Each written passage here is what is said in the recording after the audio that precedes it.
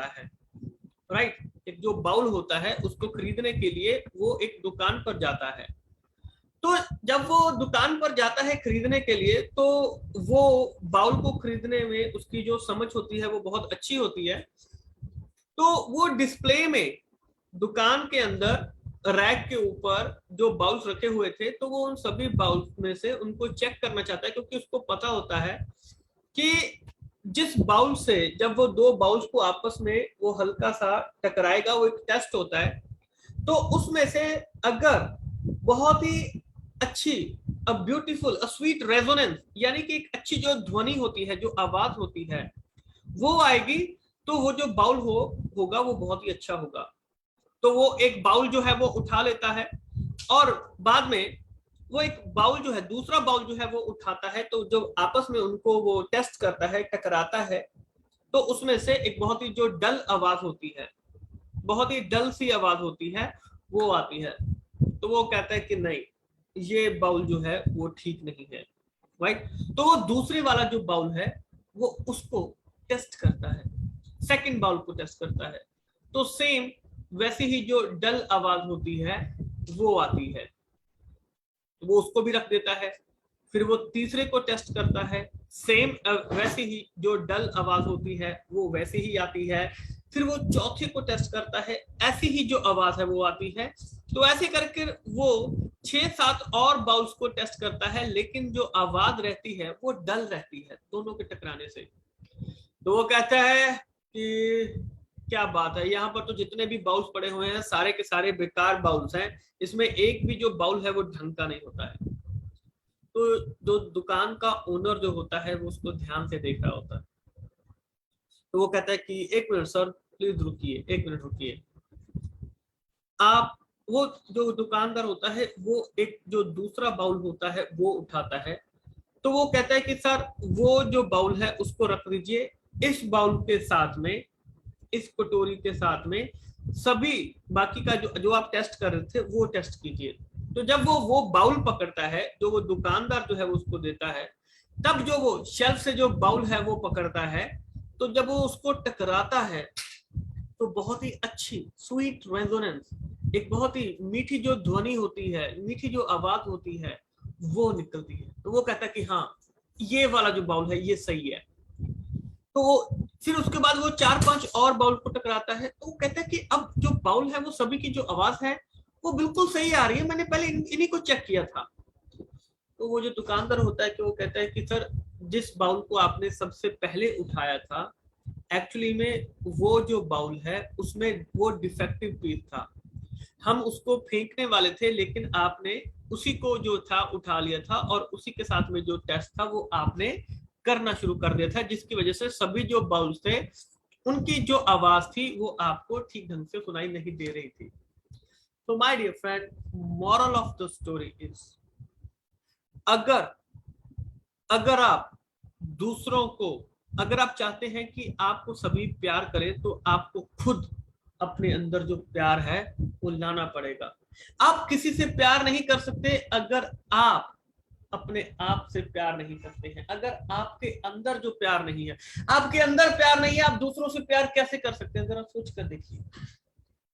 आपके अंदर सच्चाई नहीं है, आप दूसरों में सच्चाई नहीं देख सकते हैं।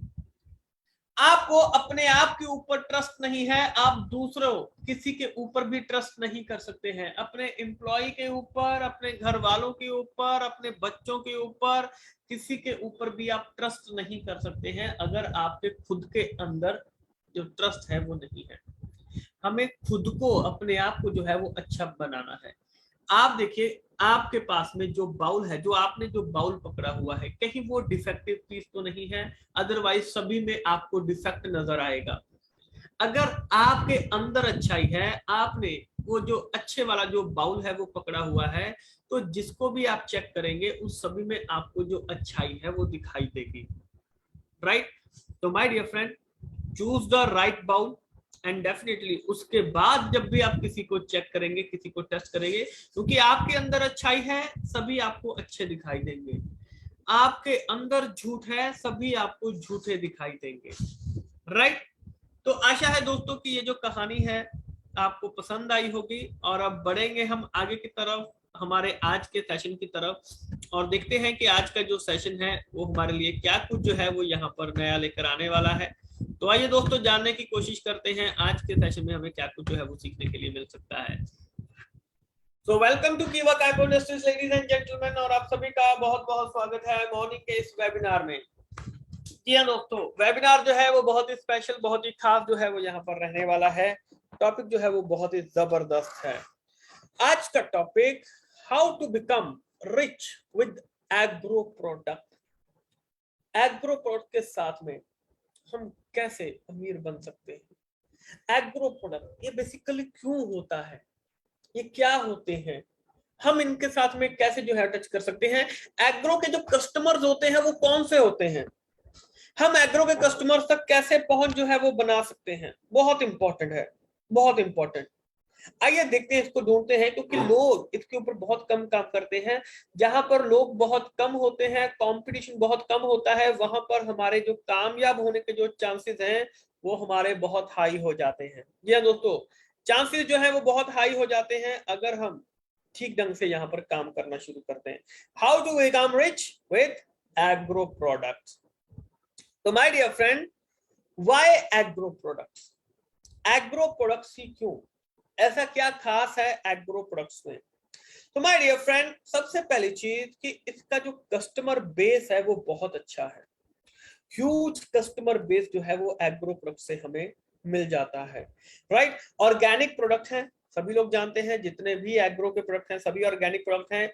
और जिसने भी आज तक कीवा काइपो इंडस्ट्रीज के एग्रो प्रोडक्ट को इस्तेमाल किया है, उनको जो रिजल्ट मिला है वो अनबिलीवेबल जो रिजल्ट है वो हमें देखने के लिए मिला है, अनबिलीवेबल रिजल्ट। तो इसलिए जो एग्रो प्रोडक्ट है वो एक खास जो है वो हम सबके लिए यहाँ पर बन जाते हैं, एग्रो प्रोडक्ट। तो माय डियर फ्रेंड, अब जो बेसिकली चीज आती है टारगेट कस्टमर। डेफिनेटली कौन कौन से जो हमारे टारगेट कस्टमर होते हैं जिनको हम एग्रो प्रोडक्ट को लेकर जो है जिनसे हम बात कर सकते हैं, जिनसे हम मिल सकते हैं। राइट, तो एग्रो सबसे पहली चीज सीड स्टोर शॉप। लोग बोलेंगे सर किसान, डेफिनेटली आप 100% सही हैं, किसान हमारी फर्स्ट प्रायोरिटी है। लेकिन किसानों के अलावा और कौन कौन से हमारे जो कस्टमर हैं जिनको हम जो प्रायोरिटीज हैं वो हम दे सकते हैं। तो my dear friend, seed store shop वाले, जहां से किसान अपनी फसल के लिए जो बीज है वो लेने जाते हैं। तो क्या वो हमारे कस्टमर नहीं है? अरे उनके पास तो हमारे कस्टमर जा रहा है भाई लेने के लिए। तो अगर वहां पर हमारा प्रोडक्ट पड़ा हुआ होगा तो क्या हम अपने प्रोडक्ट को वहां पर सेल आउट नहीं कर सकते हैं? 100% कर सकते हैं। कौन मना कर रहा है उनसे मिलने के लिए? इसके अलावा और कौन हमारे कस्टमर हो सकते हैं? पेस्टिसाइड और इंसेक्टिसाइड शॉप वाले, जहां से किसान अपनी फसल को बीमारी से बचाने के लिए जो कीटनाशक लेने जा रहा है, जो खरपतवार लेने के लिए जा रहा है, क्या वो हमारे कस्टमर नहीं है? जरा सोच के देखिए, वो सभी के सभी हमारे कस्टमर हैं। पेस्टिसाइड इंसेक्टिसाइड शॉप वाले, ये सभी के सभी जो हैं वो हमारे कस्टमर्स हैं, फर्स्ट प्रायोरिटीज हैं। इनको प्रायोरिटीज दीजिए, रिजल्ट हमेशा आपको अच्छा मिलेगा। राइट, इसके अलावा टारगेट कस्टमर्स की अगर हम बात करें, नर्सरीज वाले बहुत बड़े कस्टमर हैं। आज तक कोई नहीं इनसे मिलने के लिए गया। हम पहले इंसान हो सकते हैं जो इनसे मिलने के लिए जा सकते हैं। कोई नहीं इनसे मिलने के लिए गया। आपने कभी किसी को देखा है नर्सरीज वालों से मिलने के लिए? क्यों? लोगों को पता ही नहीं है, लोग सिर्फ किसानों से मिल रहे हैं। किसानों से मिलना है, बहुत बड़े कस्टमर हैं, लेकिन किसानों की एक मजबूरी रहती है कि वो सीजन के अकॉर्डिंग काम करते हैं। सर बुआई का सीजन आ रहा है, सर कटाई का आ रहा है, सर अब लेंगे, सर अब लेंगे, सीजन जा चुका है, सीजन आ चुका है। तो ये जो चीजें हैं ये चलती रहती हैं ऐसे ही। राइट, ये जो चीजें हैं ये ऐसे चलती रहेंगी। तो नर्सरीज वाले, अब नर्सरीज में क्या है कि गांव के लोग भी आते हैं, शहर के लोग भी आते हैं। छोटे छोटे कस्बे में भी आपको जो नर्सरीज हैं वो आपको मिल जाएंगी।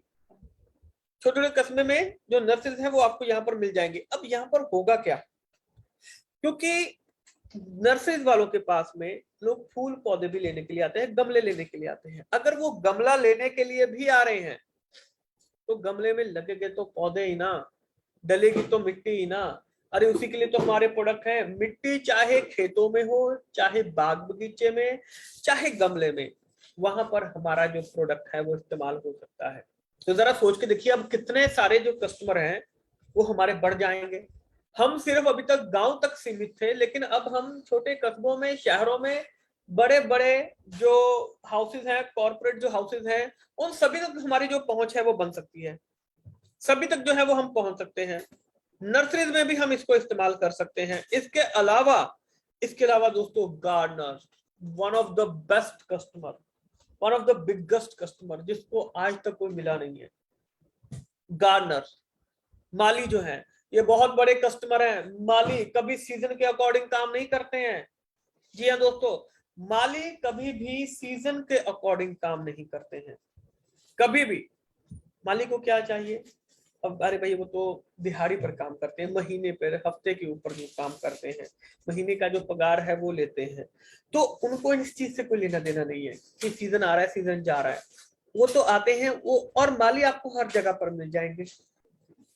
हर जगह पर जो माली है वो आपको मिल जाएंगे।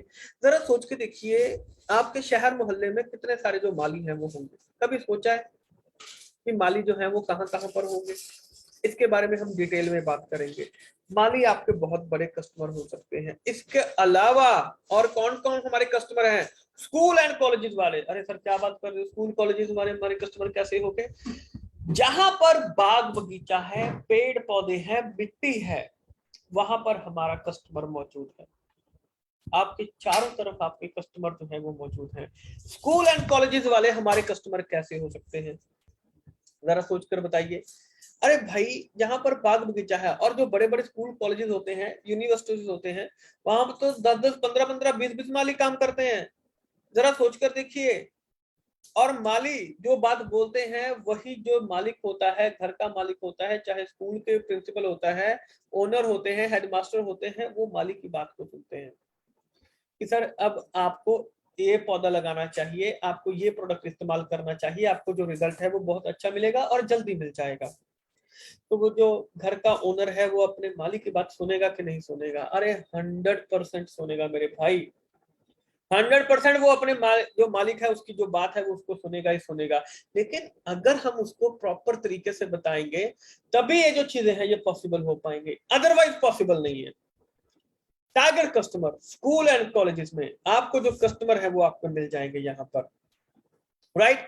Target customer. इसके अलावा होटल एंड मैरिज पैलेसेस वाले। अब होटल मैरिज पैलेसेस वाले हमारे कस्टमर कैसे हो सकते हैं? ये जो मैरिज पैलेसेस वाले होते हैं ना, होटल्स वाले होते हैं, ये महंगे से महंगे पेड़ पौधे लगाते हैं ताकि इनकी जो प्रॉपर्टी है वो ज्यादा से ज्यादा सुंदर दिखे, अच्छी दिखे। तो इसके लिए क्या करते हैं? ये महंगे से महंगे पेड़ पौधे लगाते हैं। तो जब वो पेड़ पौधे महंगे से महंगे लगा रहे हैं, तो जरा सोच के देखिए, उनकी जो देखभाल है वो कौन करता है? डेफिनेटली माली करते हैं। और मालिक की बात कौन सुनता है? वो मालिक सुनेगा। और अगर आपने मालिक को अपने कस्टमर बना लिया, तो जरा सोच कर देखिए आप कितने बड़े जो कस्टमर है वो बना सकते हैं। तो my dear friend, find out your target customer.